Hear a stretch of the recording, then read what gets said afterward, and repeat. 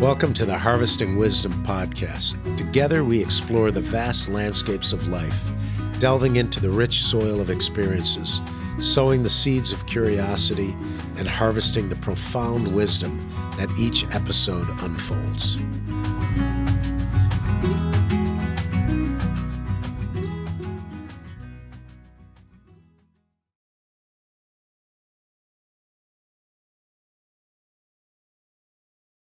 Welcome to another podcast with Harvesting Wisdom. I'm your host, Mike McMahon. Today I have a special guest, Daniel Hoornweg. I told you I'd mess it up. It's not that hard to say either. But you are now with Ontario Tech, is it? Yeah. So a technical school in Ontario. I welcome you to the podcast today. Thanks for joining me. Oh, my pleasure. Yeah. So you're from kind of the same neck of the woods that I grew up in. It's funny because we're in a situation now where every country is considered, I guess, not an ally, but I always thought of Canada as being my backyard. I didn't think I thought of it as being the same, my same community, right? Because I used to walk and ride my bike over the Peace Bridge. I used to jump off portions of the Peace Bridge into the water as a kid. Not the smartest thing, but I used to row crew right down in that area, and I rode with all the teams in Canada. So, and then we used to go and party in Canada. I used to see concerts and baseball games and go to Yonge Street and drink beer before I was old enough to drink beer even. But we had so we are from that same area. So I'd be interested in talking a little more about some of what you're doing there. But let's start with what's your background? Where do you come? What motivated you to do the things you're doing now? And tell me a little bit about your history. Tell those people Sure. watching. So I grew up in Trenton on the other side of Toronto, almost equidistant Buffalo to Toronto to Trenton. We watched all the Rochester TV shows and did almost the same thing as you, crossed the bridge at Alexandria Bay, and then went to the parties in the States. We still see the U.S. as our front yard, I guess. We're still happy to be your backyard. I grew up, went to university at Waterloo. Took earth sciences and geotechnical engineering. Graduated, and there were hardly any jobs. Went out west and worked in the oil fields. But before graduating, I had a work term up north, and I remember uh, driving about 60 miles an hour across the Wabagoon River, which is about 60 miles down stream from Dryden Pulp Mill. And Kirk, the guy I was driving with, and myself, we just basically gagged on the stink, and we couldn't believe what was going on. He pulled the truck over. We ran out, went down to this beautiful waterfall, and there was this thick white foam on the bottom, at the bottom of the waterfall. And I remember throwing a rock on the foam, and it just sat there. And it just stuck in my mind that that's just not right. But I went and graduated, worked in the oil fields, paid off my student loans, but still wasn't all that excited about working in oil and gas, and got laid off when the boom hit. Came back to Ontario, and I worked for the region of Peel, which is just next to Toronto, and the city of Guelph in waste management, something that I didn't really know anything about, but just found that I loved it. And I set up the Blue Box program and then the Wet Dry program in the city of Guelph way back in 1987 or so. And I remember asking high school students and grade school students and retired people, everybody basically saying, "Hey, why don't you participate in the Blue Box program and start recycling? It's something small, but it has a huge impact. Let's just do it." And I was amazed at the reception of the public. They basically said, "Hey, this is easy. What's next? We know this isn't enough. We got it under our belt. Let's move on." And the city of Guelph at the time said, okay, fine, let's figure this out. And we introduced this thing called the wet dry, where we separated out organics and recyclables with the idea to compost all of the organics because that's a big part of the waste stream. I also remember going to schools or Rotary clubs or whatever and saying, hey, there's more you can do to help the environment. Maybe buy a low flow shower head or alternative plant cover, ground covers, these sorts of things. And everybody said, "Hey, this is a good idea, but we can't find this stuff." And this was long before Amazon. And so my business partner and I, we started a store in Guelph called For Earth's Sake, and it was just to sell environmentally friendlier products. So that was the time when we had the big Debt for Nature swap, and we sold acres of rainforest in Costa Rica for kids' birthday parties. And WWF had a program where you could adopt a whale or a dolphin, and then you got a little stuffed animal. And it did all right. And then I went to Bermuda to be their waste manager. Again, fascinated, loved working with the community to say, hey, this is something tangible, immediate that we can do to help the environment. Why don't we just get on with it? From Bermuda, I went to the World Bank in Washington for 20 years almost and went to, I don't know, 70 or 80 different countries to talk about mostly urban services, solid waste, slum upgrading, wastewater, urban transportation, these sorts of things. Um, very much enjoyed it. Then came back to home, Ontario. Got a job here at Ontario Tech University. Got my PhD in sustainable cities with the University of Toronto. And now I'm teaching energy systems and urban management. And the area I'm working on mostly is trying to figure out how cities, because the global problems that we're facing really can be traced back to wealth, and the wealth is generated in the cities. Um, and cities are going to be the main agent of change, I think, getting us to any sort of sustainability, whether it's through the agricultural initiatives, the food we buy, the compost we produce, the things we buy, the money we make. So I've been working with cities around the world, trying to get them to be more to get along better, a higher quality of life using less energy and less material and generating less waste. So it's been fun so far. Yeah. And, I think somewhat some of what we're talking about becomes politicized, which it really shouldn't be. But what we're talking about is just more efficiency, really.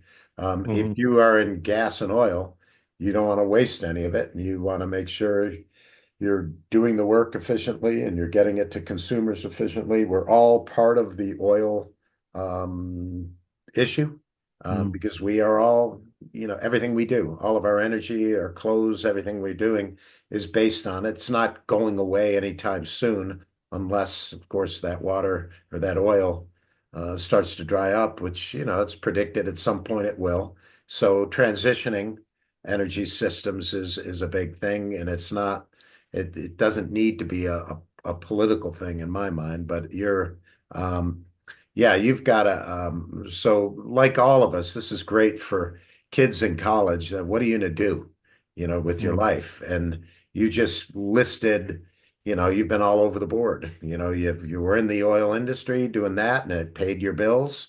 That's great. That's why we have an oil industry. It pays a lot of people's bills.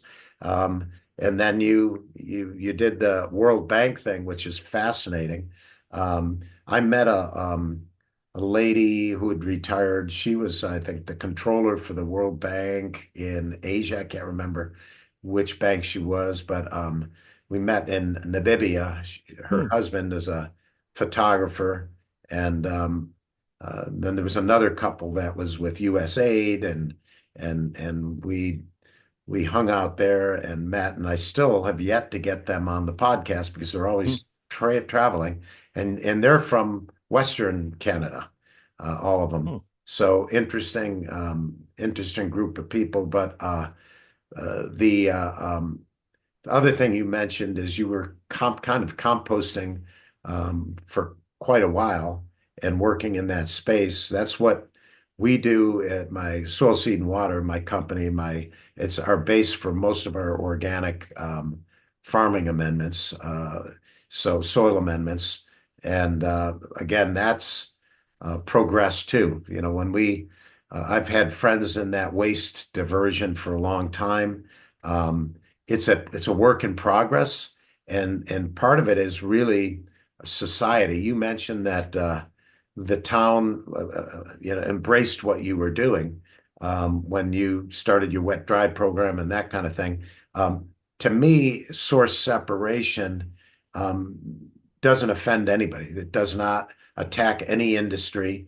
It's just something we should be doing worldwide because if we do source separation, um, using the waste stream in a beneficial manner, in a profitable manner, only makes sense, right? So we're not, creating these huge landfills that have toxic problems, but not just that, we're actually using the waste, whether it's aluminum or paper or organics, we're using it back into our soils.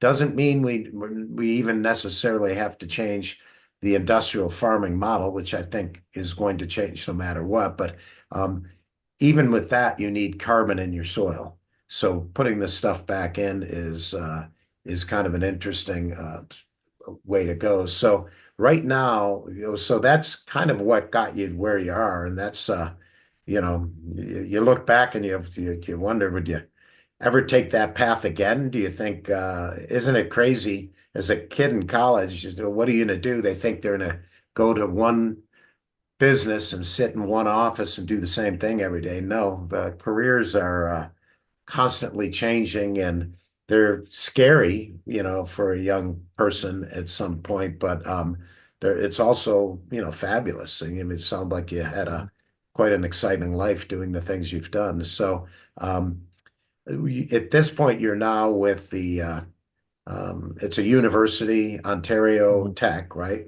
So it's Yep. university level. What are you doing there right now?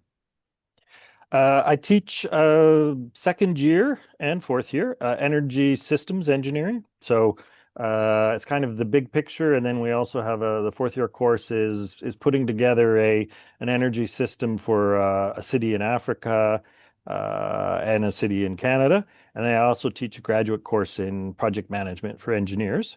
And we're just starting up a new program on sustainability.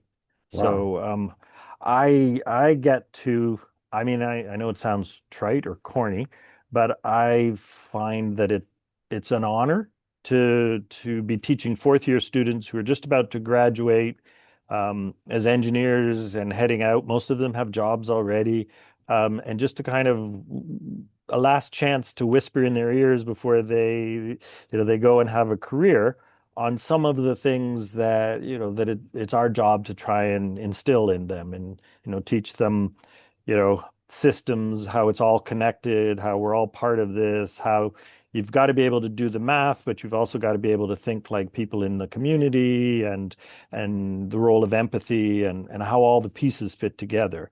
And I think that's in, you know, anything to do with sustainability or energy systems or agricultural systems or transportation or all these big complex issues that we're now being forced to tackle.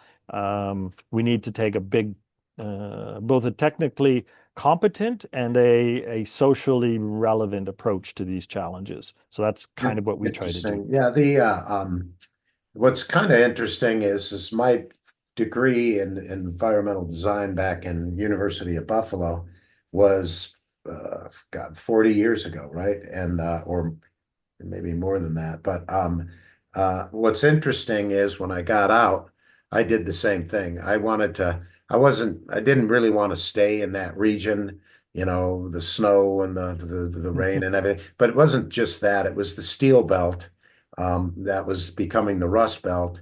Yeah. And it was, getting jobs was hard. I got out in early 80s, which was kind of a recession. And so getting work, getting jobs, I knew I wanted to be in the West. So I did what you did and I moved to Phoenix years ago. Mm. Phoenix has then, since then, doubled, almost tripled in size. And I think, and when I say Phoenix, I mean the state of Arizona. And I think they've made a lot of good judgments. We have water issues. Obviously, we're in the Southwest, but I've seen a lot of the urban design has been actually pretty good, especially these last 10 years. I'm really kind of impressed. But when I started my nonprofit, um, I, for years, for decades, I really didn't do much with that degree that I had, or I didn't think I was doing much with it, that first degree. And but now I go back to that same concept. We had different vernacular, Mm. back in those days. It was, think global, act local, all these different things, be an agent of change, and all those the different things, but they're all still real. And I think the fact that I now have this nonprofit, and I'm in Africa as well, and we have the program, our education program, we have the podcast series that we're now doing all over the world, and I'm looking at it saying I'm finally kind of doing what I had gone to school for, years ago, right? And I could be in retirement or whatever, but to me, this is a much better way to retire. I don't want to, play cards and golf and drink and get bored. So there's plenty of things, and I felt like for me, solving the world's problems, one little piece at a time in a community or making kids aware is kind of the same mission you have. So I think, there seems to be frustration, when you're graduating and for me, it was I needed to, if I wanted to make money, raise a family, own a house, any of those things, I had to work, so it's almost, but you don't completely abandon these concepts that you're instilling. That's my Mhm. point, is that um, you keep an open eye to it. It's just you understand, hey, I've got to do my thing first, but um, given a decision, whether it's when you're voting on a law for composting or whatever it may be, I feel like those people are still in their hearts looking to connect all these different concepts and to embrace kind of a more of a circular world that we have to embrace. Do you see that? I mean, your immediate results, maybe you get your eyeballs being rolled in their head when you're telling them, hey, you got to be empathetic or whatever. But I think personally, I think your lesson is resonating. You just may never see it. Yeah, and I tend not to use the hey, you've got to be empathetic or caring or anything like that. Um, I so for example, our fourth year energy systems course, um, I show them the levels CO2 in the atmosphere when I graduated back in Mm. 1985, Mhm. levels today, and levels that are going to be in the atmosphere when they retire. We know that pretty close. What the population's going to be when they retire. And then we sit down and do the numbers and say, okay, if this is where things are likely to be when you retire, what are you going to have to do in terms of changing energy systems or agriculture in Africa or water supply in the Middle East or any of these big questions? Let's have a look and do the numbers. Forget about the emotion and all this kind of stuff. Let's just figure out where things are likely to be. And then we have a good, it takes a few classes, but the evidence is irrefutable. I mean, and these students are smart enough and concerned enough to actually start doing the thinking about, where are we headed as a planet? Where are we headed as a country? What do things like the current war in the Middle East, what do they do to the likely long-term trajectory? What are these short-term issues that we're facing? Is the oil and gas companies, why are they trying to slow the transition? Is that natural? Where is that all coming from? And nobody's a saint and nobody's evil in the process. It's Correct. just it's all part of the, a big major process. And they know, but you don't have to, I mean, this are engineers, but we spend one class talking about demographics, and you can see what the population of African countries will be, African cities, relative to declining birth rates. I mean, the only way Canada, the US also has any real chance of maintaining its economy is welcoming immigrants. Yeah. But why is that difficult? What does that mean in terms of energy demands and material demands and all these things? And how does that fit with energy systems and generating electricity and these sorts of things? And they get it pretty quickly, and they're concerned enough, I guess, with the short-term challenges. So, they want a job and they want to maybe get married, have kids, a house, all these sorts of things. But they're also increasingly a lot more aware now than I was when I graduated in terms of the big challenges that they're going to have to face in their careers.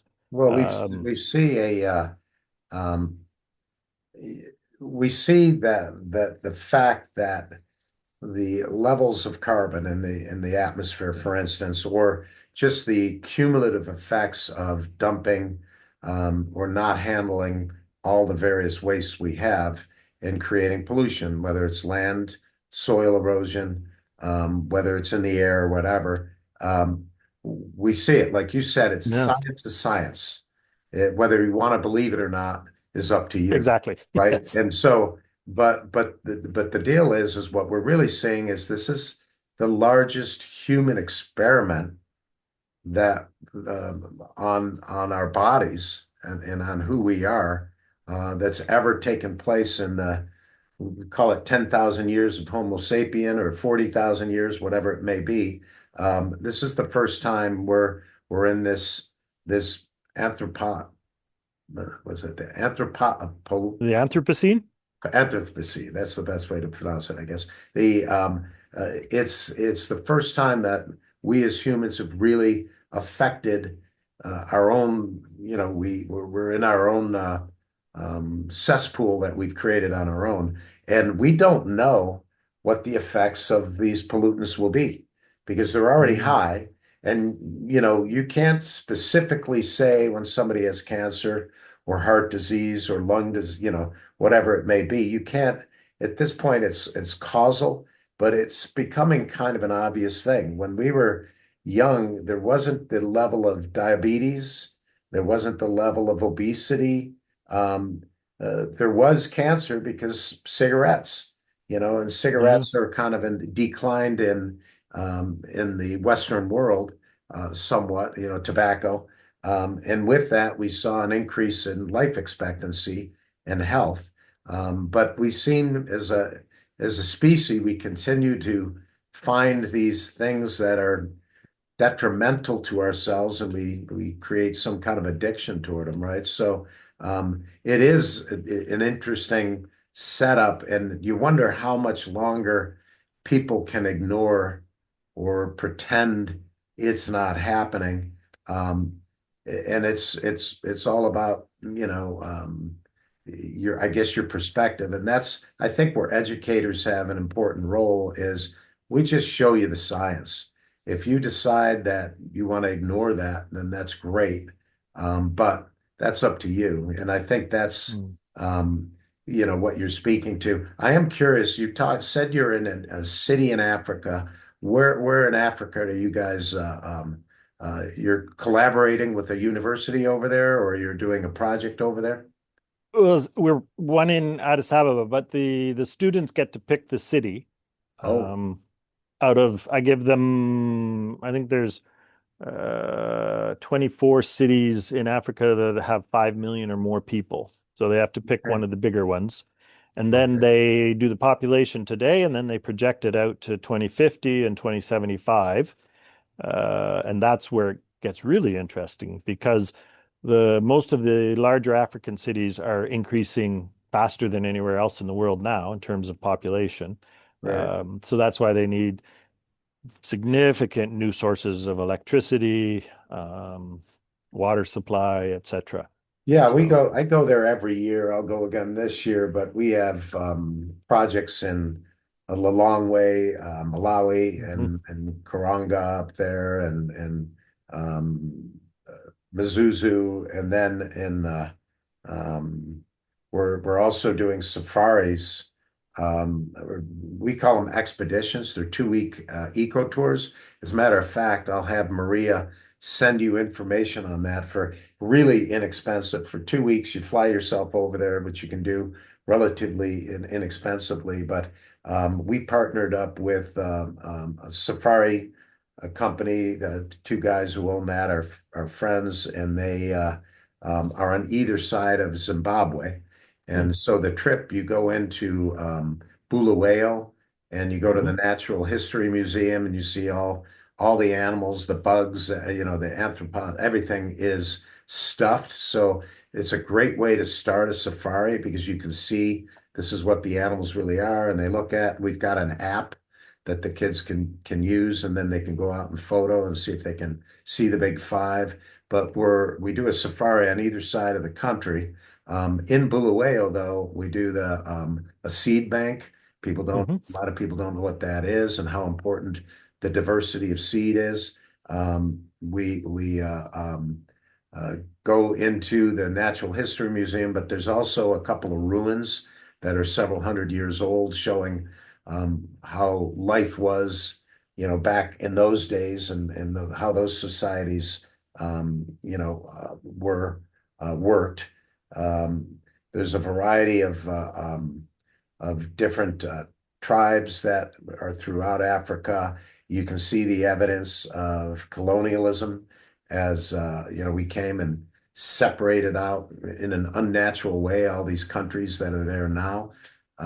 So it's a good exposure. Most kids will go to Europe or mhm, something like that. This to me goes back. You're seeing big game. It's the only place on the planet you can actually see it. And the lack of energy that they've had is both a good thing and a bad thing. They don't pollute quite as much. The bad thing is that people worldwide need energy. So mhm, that's undisputable. Whether or not you're getting it from burning fossil fuels or through nuclear or through solar or whatever, we know that there's a major demand and there's a lack of energy in Africa right now, which is a for good sure. warning for the rest of the world. How would you like to have intermittent electricity, like they have in South Africa?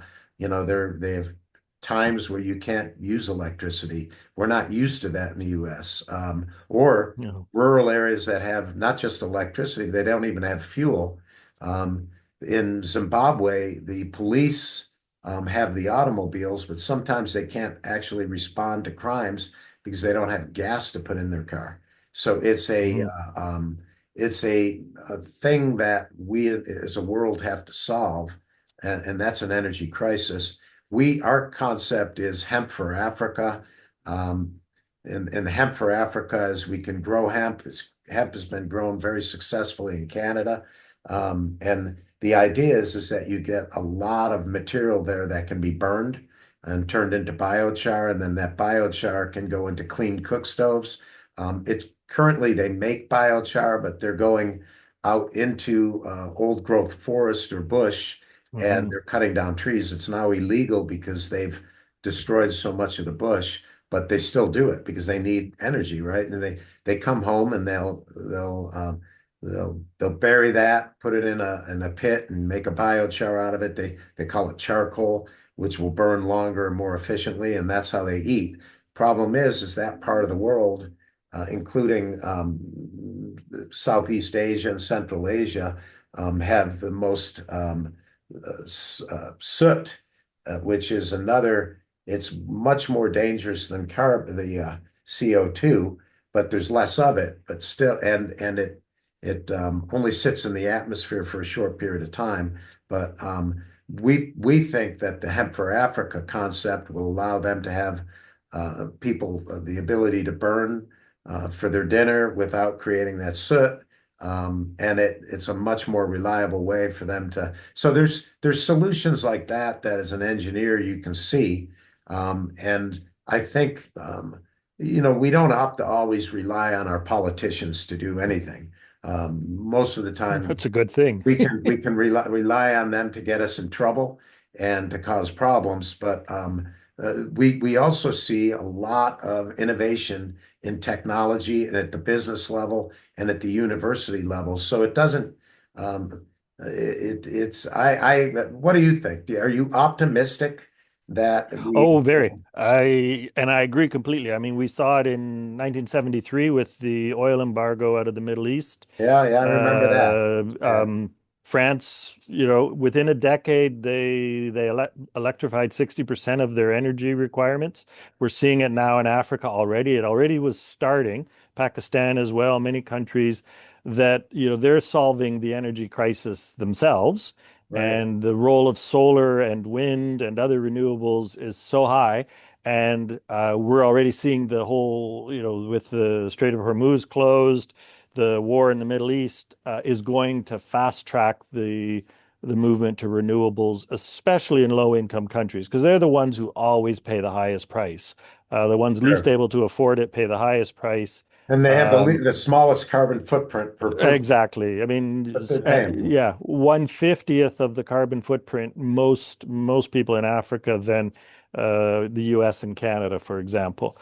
So one of the good things, in a way, with the fact that they have a relatively low demand, is they can put up solar panels quite quickly, and cover much of their lighting requirements. And we're going to see the electrification of transportation very quickly. It's only the US and Canada, especially Canada, that are the laggards in shifting over to electric vehicles. That will change. There's just Yeah, so and look much at and look inertia. at that as that's not something the government is really helping with, and some No, the government's places actually they're pushing it quite away. actively pushing to trying to slow the shift. So really Um, think about it from an engineering standpoint, right? The When I graduated, I remember our school was based on the architecture school at the University of Buffalo was based on a, the dean coming from the Bauhaus mhm, in Germany. And I remember one of his, and he was already past retirement age, but one of his teachers had come and he was close to 90 years old and he gave a commencement speech and was in tears because he could see the solutions are so simple in many ways, right? And they're not controversial. They're just easy, simple. But for years, I've looked at the combination of an Uber-like system with electric cars. And mhm. you could reduce maybe 80% of the cars on the road, Well, there's a group in because California called Rethink X that have done the numbers for the US and for Canada. And yeah, oh, you're exactly right. It's 80% reduction pretty well overnight. I mean, it'll yeah, take some time to implement.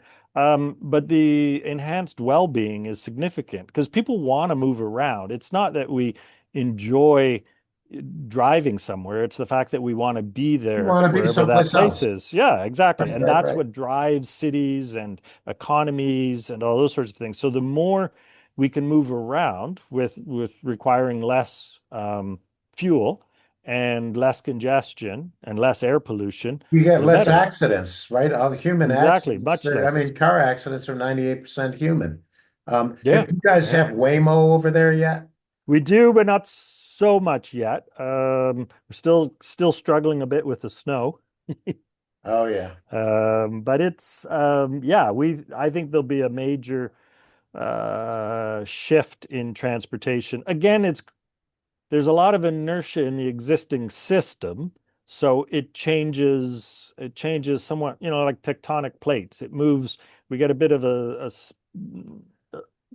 a social earthquake, if you will, and things shift. So, for example, there was the year without winter, or without summer. The some guy in Germany invented the bicycle because all the horses died because there wasn't any food for them. Hmm. These are the sorts of things. The massive nuclear build out because of the oil embargo in 1973 will now probably see a massive, pretty quick shift to solar in Africa, I think, um, largely fast tracked by the war in Iran right now. And these are all unintended, but often in the long run, hopeful or useful changes, What is that? impacts. I don't know if you're a fan of Buckminster Fuller, but Yeah, I'll paraphrase what he said. And it's like if you want to replace an existing inefficient system, come up with something better.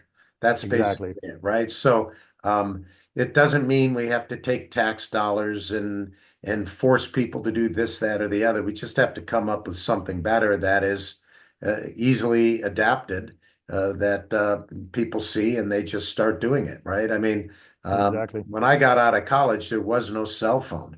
There were, Yeah. laptops Yeah. were a new thing, right? And look, the entire world has changed and shifted to that. Now we have AI. There's a lot of unknowns coming up, but there's I agree with you. There's positive sides of that as well. I just wanted to ask you about Bermuda. I have with my landscape company, Agave, I have an insurance meeting every year out of the country. We're captive, and I've got to go to Ah, Bermuda this year. So you gotta. mentioned Bermuda. So I'm like, well, I never thought of doing a podcast there. When I'm there, I'll go over to Oh, Jamaica and do a podcast to see the aftermath of the Class 5 hurricane that never happened before. But tell me a little about Bermuda. It's been a while since you've been there, but um, yeah, no, Bermuda is like Disneyland for adults. If you're interested in sort of environmental history and where things are, there's probably what I would still argue is the best environmental science book ever published called oh, hang Bermuda's on, I got to Delicate write this Balance. down because I'll forget it. Best environmental book ever. Yeah, Okay. I'm still hyping it because it existed before I got there, and it was by a bunch of different people. Everybody wrote a separate chapter. There's one on food, one on energy, one on demographics, social. It's called Bermuda's Delicate Balance. And the really interesting thing with Bermuda is that it was not inhabited. It's the Shakespeare's Tempest is the story of the shipwreck that they ended up in Bermuda.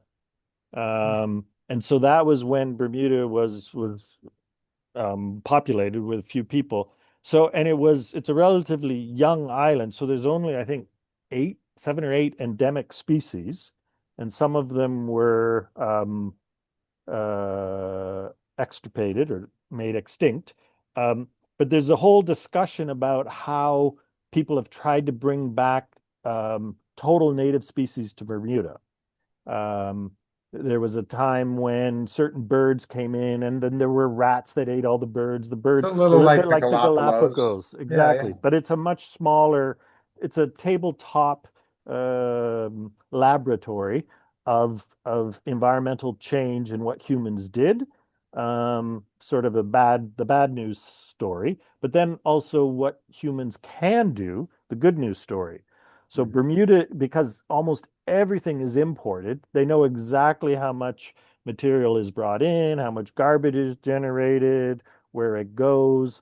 So it's a real, yeah, it's a living laboratory that has some, I think, incredibly powerful lessons for the rest of the world. So Yeah, there's a couple good scientists still there. I'm happy to put you in touch with them if they're still absolutely. around. It really is a fascinating place. They have to make their own Well, energy. I've gone to islands all over the world, and Seychelles and Fiji and Tonga and a lot of the Caribbean. I just went last year to the Bahamas for the first Mhm. time. It's funny because, growing up, living where I was, just like where you are, the Caribbean's easy to get in and out of, right? Not so much from Arizona, but still, it's doable. But when I go to a place, I have to read the books. Like Mhm. what ha happened uh, over the history, natural history, or what humans, how that we've developed in those areas. And I was just in Central Asia, and I read fascinating, right? And then Istanbul, fascinating cities that have Yeah. in existence for 2,700 years with seven different peoples that have ruled it. But Hmm. Bahamas, interesting enough, were formed through that tectonic plate. And Hmm. so it's extremely shallow. And that's the reflection you see when you see the white beaches and the water, the clear water and all that. Just has to do with that. And the formation of the biology that actually created what you're standing on, right? And Hmm. that's fascinating. Most islands, not most, but a lot of islands were volcanic. How about Bermuda? Do you remember the? Yeah, it's volcanic, but it never really made the surface. So it's a typical coral atoll. It's the Okay, farthest north I got coral Tonga. reefs exist in the world. So it's the most northerly coral reef. It also has, if you like scuba diving, because it's so far north, it has some of the clearest waters in the world. So it's Mhm. great for scuba diving. Um, it's also, I mean, I've done lots of work on islands, Pacific Islands, and worked there when I was at the World Bank. The other aspect of islands that's really important is how old they are geologically. So Right. Bermuda is quite young, whereas the Galapagos are they're an older group of islands. So you end up having a different speciation, all sorts of, because the longer they've been around, the Right. distance the island is from the mainland. So Bermuda has very few species because it's only a 30 some thousand years old. Whereas Galapagos is in the millions. So they have all sorts of different, and they had this whole isolated long-term evolution. Yeah, Hawaii 600 is another miles one. from mainland, I guess, right? Exactly. Whereas Hawaii, because it also is very young, it mainly has bird species as their endemic species because Yeah, and there hasn't been we've that much lost. time. Hawaii is very diverse, one of the most diverse on the planet, but it's lost a lot of its indigenous or endemic Exactly. plants and Whereas animals. Guam, for example, used to be as rich in species, but then the brown tree snake was brought in by accident and it killed off all the birds. So every island, then there's Easter Island in terms of the human impacts. Yeah, no, I agree. Islands are Fascinating. They're if you the want to learn indicator, right? about Earth, the changes to environments and ecosystems, islands are the place to do it in a hurry. Right. Well, I'd really appreciate if you could hook me up with a couple of people to talk to while I'm over there. I'll be in Europe until I leave at the end of after our film festival. I leave and I go to Europe and I'll podcast through eight different countries. Don't get back until May 10th, something like that. And then in June, I've got to go to Bermuda and I'll go over to Jamaica. And then when I get back from that, I travel back through Europe over to Africa again. So I think my carbon footprint might be the worst on the planet. But I'm flying commercial, Mm, so that seat's going to be filled no matter what. That's the only way to justify. And hopefully, some of the podcasts I do actually help some young person who becomes the next scientist to solve problems. That's all you can hope for is that you can influence someone at some point, and that's the idea of what we're doing. But mhm. let's stay in touch. I'm going to be reading the Bermuda book while I'm traveling to Europe. That'll be one of the books I have on my list, and then I'll be heading there and um, love to stay in touch with you. I'll have Maria send some ecotourism stuff on Africa. If you can, would it be great if you wanted to? How much time have you spent in Africa then yourself with the World Bank? Quite a bit. A few, yeah.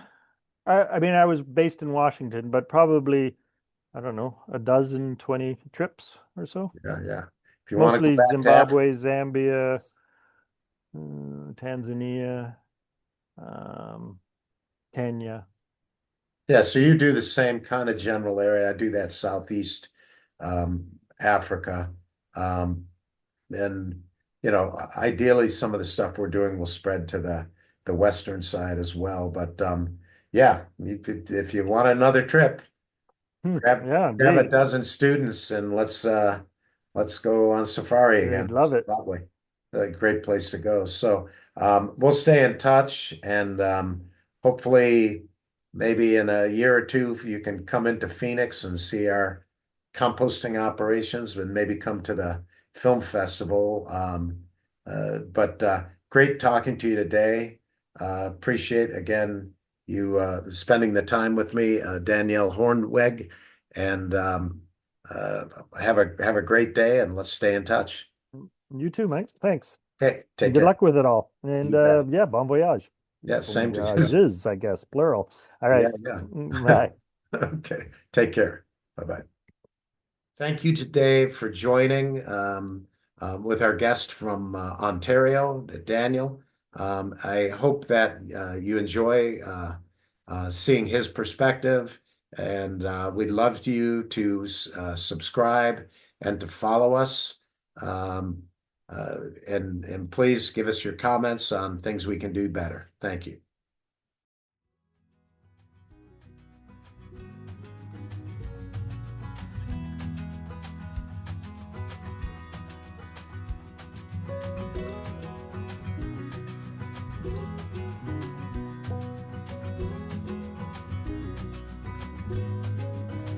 Thank you for joining the Harvesting Wisdom podcast. Click subscribe and like for ongoing insightful conversations. Explore our webpage for show notes and additional resources. Visit our guests' webpage for deeper insights. Your engagement is the foundation of our journey, and until next time, keep pursuing wisdom.